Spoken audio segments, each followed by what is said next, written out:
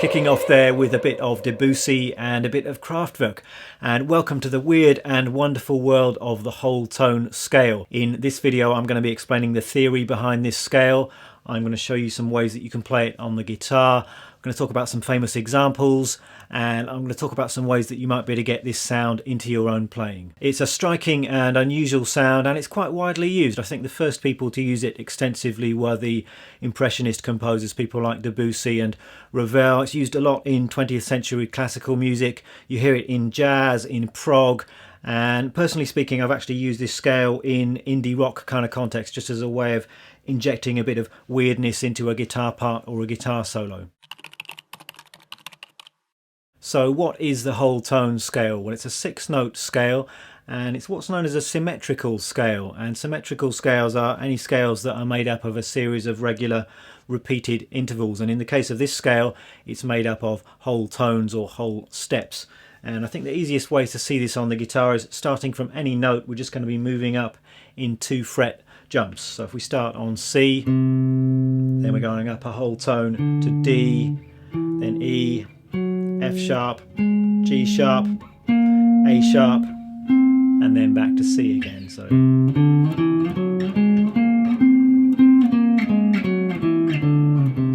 and you can see that we've divided the octave up into 6 equal parts. Another way of thinking about this scale is it's made up of every other note from the 12-note chromatic scale. And if you think about it, that means that there's actually only 2 possible whole tone scales. There's the one starting from C, and then there's the one starting from C sharp or D flat. So one of them has 6 notes from the chromatic scale, the other one has the other 6 notes, and because of its symmetrical construction, any of the notes in the scale can be the root. So because of this symmetrical construction, this scale has got some unusual properties, and it's got its own unique sound. And you've got none of the normal major and minor harmony available to you when you're using this scale, and because of that it's got quite a free floating sound and really does create its own sound world. So if we want to get to know this scale and this sound, then I think the first thing to do is to find some practical ways to lay it out on the guitar. So let's check that out. So we're going to learn 3 scale patterns here. I'm going to demonstrate them all starting from this C note at the 8th fret on the low E string, and the first option is to play 3 notes on each string, and then you find that the scale moves diagonally up the fretboard. So we start with C, then whole step to D, whole step to E, and then over onto the next string you go up 1 fret and do the same thing, and then keep moving like that. And it's just when you get to the B string you have to go up 2 frets and then up 1 fret to the high E, and you can throw in a high C note there to turn it around if you want to, and then coming back the same way.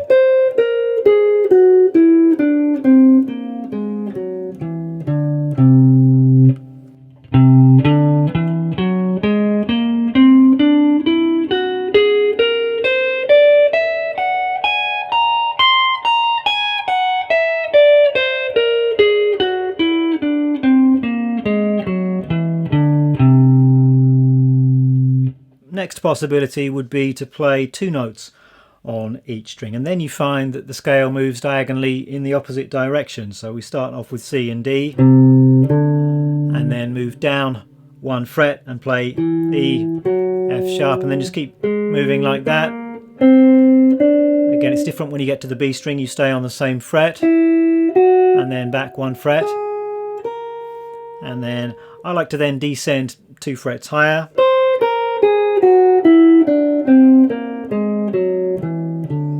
before coming back to C.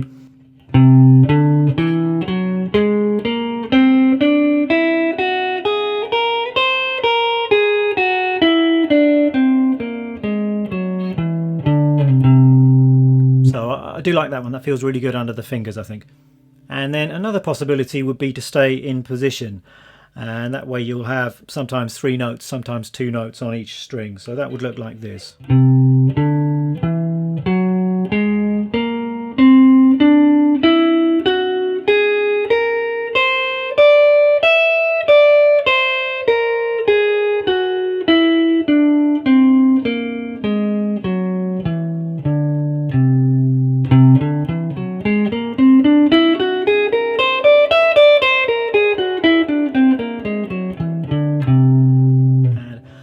what I suggest you do is just to try experimenting with these scale patterns yourself. It's not as if you really have to memorize a load of different shapes here, because it's all just based off of the same intervals. You've just got major seconds, major thirds happening here. So I don't think there's any point in trying to do the caged system and 5 shapes of the whole tone scale, because what you soon start to realize is that all of the different fingerings are basically the same shape.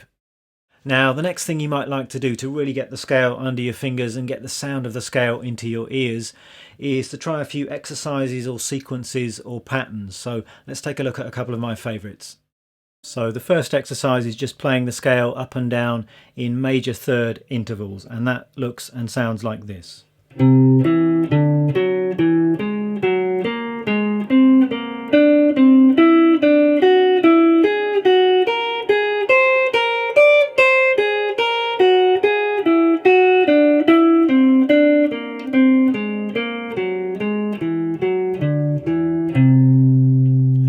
Simply just going up a major third off of each of the degrees of the scale, and I'm trying to keep it more or less in the same position here. There are lots of different fingering options here, so I suggest you experiment with that. Now the next exercise is just a variation on this, and rather than playing ascending major thirds all the way through, I'm reversing every other pair of thirds. So I'm going up on the first pair of thirds and then down on the next one.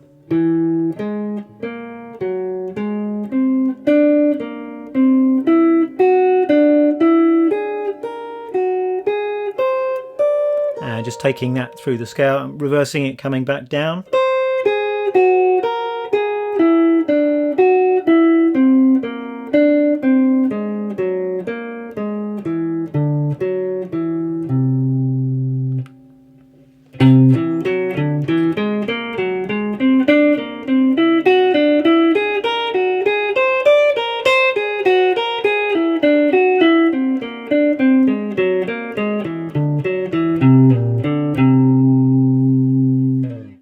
This next exercise is based on augmented triads, and when you harmonize the whole tone scale you find that all of the resulting triads are augmented, and you've actually just got 2 augmented triads in each whole tone scale. So you've got a C augmented triad and a D augmented triad, and then just the inversions of that shape. So this next exercise is based on augmented triads and taking them through the different string sets. So I'm starting with a C augmented triad, and then I'm moving up 2 frets to play a D augmented triad, and I'm just doing the same thing but over on the next string set. So this is C to D augmented, although we're in an inversion here, and then taking that over and then over again, and then descending. And I like to descend 2 frets higher, but you can come back the same way if you want to.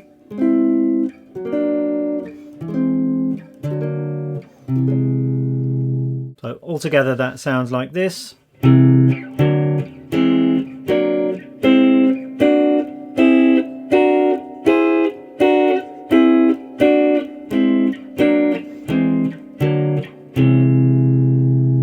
And you could, if you wanted to, arpeggiate these triad shapes.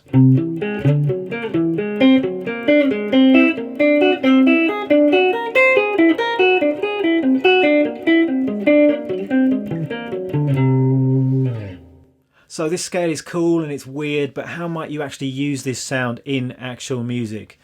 And it seems to me that it's often used in 2 basic ways. I think the first way is to use this sound as a way of creating a mood in this kind of impressionistic fashion. So this is the way that you'll hear it used in film music, in composers like Debussy and those modern classical composers. And the second way I think the scale is used is in more of a functional harmony kind of a context, and here it's used as a kind of dominant 7th or an altered dominant 7th sound. Now if you think about the notes in the scale and the intervals in the scale, you've got a root note, then you've got a second, a third, and then this note is a sharp 4 or a flat 5th. We've got a sharp 5th, and then we've got a flat 7. So we've got root 3rd and flat 7 from a dominant 7th chord. The 5th can be either flattened or sharpened, so it's a 7 sharp 5 or a 7 flat 5, and this scale is going to be a perfect fit for that chord. And this is the way it's often used in jazz. So if you've got a C7 sharp 5 or a C7 flat 5, you can play the whole tone scale over that, and then it will usually resolve to the 1 chord. In this case it's an F major chord. So let's check out some musical examples, and I'm going to start with perhaps the most famous use of the whole tone scale in a pop music context, and that is Stevie Wonder's "You Are the Sunshine of My Life."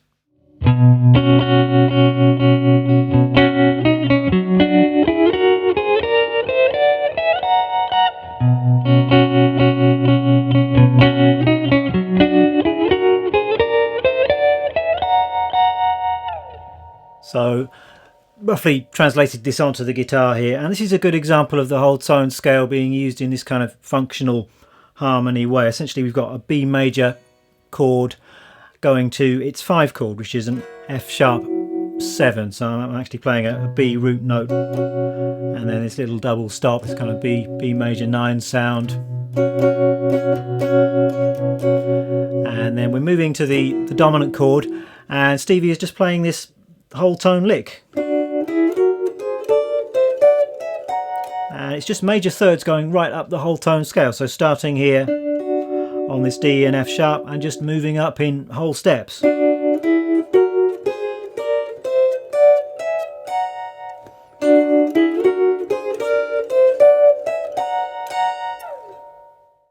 The whole tone scale is also loved by prog rockers, and in this kind of context I think the most famous example is a piece called Fracture by Robert Fripp or King Crimson. And if you don't know the piece, it's 11 minutes of truly weird and wonderful music. It's an amazing piece of music, and I've actually learned Fracture in its entirety, and I'm going to play it for you right now. No, don't be ridiculous. This is notoriously one of the most difficult guitar pieces, and it would probably take me the next 5 years to try and learn it properly. So instead, what I've got for you is a brief 2-bar excerpt, which I hope gives you a bit of a taste of what's going on in Fracture.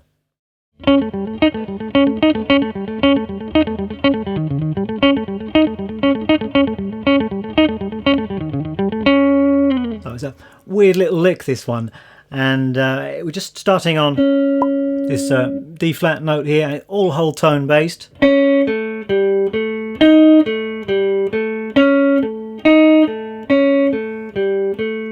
So that then repeats, but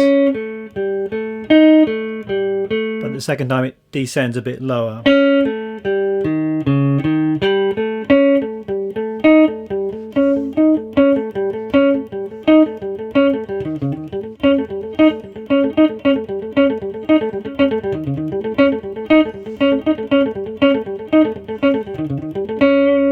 So it's a tricky little lick. I don't think I can play it quite as fast as Fripp plays it. He plays it incredibly fast, and it's really just a great picking exercise as well. You can alternate pick this all the way through, I think. And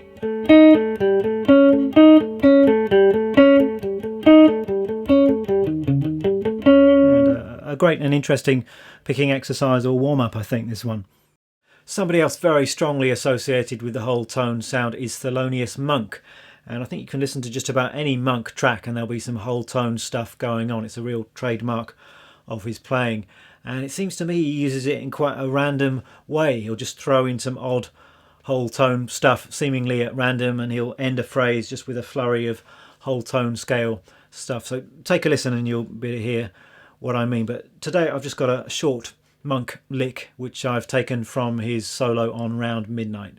So as I said, this Monk lick comes from his recording of Round Midnight, and I think what he's doing here is outlining the sound of a B flat 7 chord, and the lick itself goes like this. It's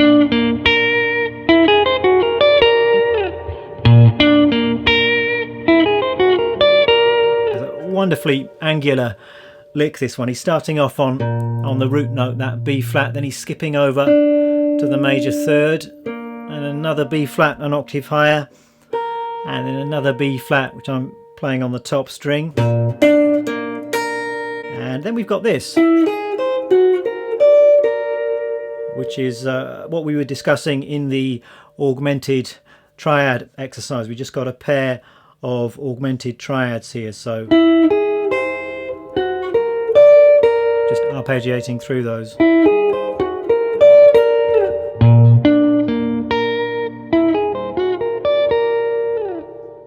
So as I said, one very common use of this scale is over a 7th chord with an altered 5th, so a 7 sharp 5 or a 7 flat 5. And what I've got for you now is a jazz lick. It's a 2-5-1 lick where I'm going to be playing some whole tone stuff over the 5 chord. So this is a 2-5-1 in the key of E flat, and the chords this lick works over are F minor 7, B flat 7 sharp 5, E flat major 7, and I've just got a C7 to turn it around again. So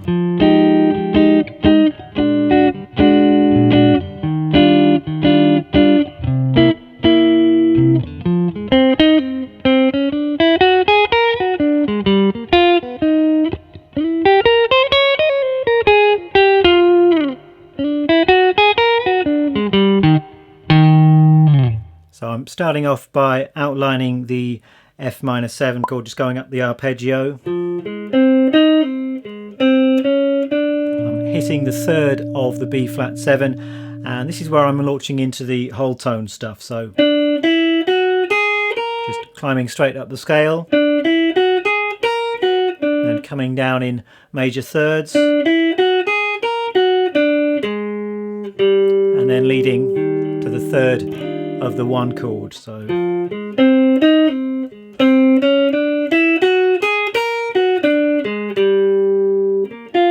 and just adding in a couple of extra scale tones there at the end.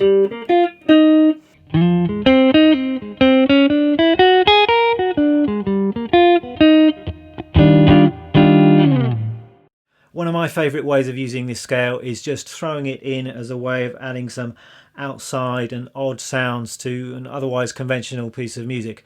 I suppose you've got to be a little bit careful how you do this kind of thing. You probably don't want to do it at a wedding gig, or maybe you do. It depends what kind of wedding, I suppose. But I might do this kind of thing.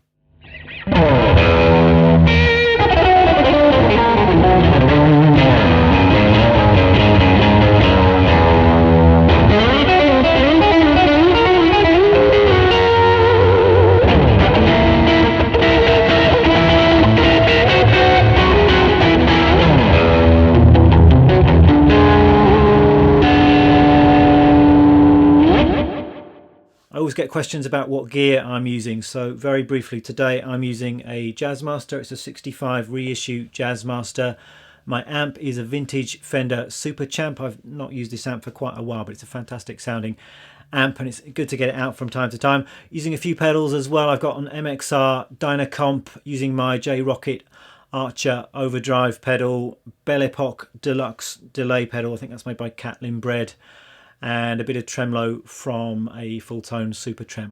That's it for today's video. Hope you found it interesting. Hope you learned something. I'm going to be tabbing out all of these various whole tone licks and ideas, and I'm going to make that available on my Patreon page, so check that out should you be interested. Thanks a lot for watching, and I shall see you next time.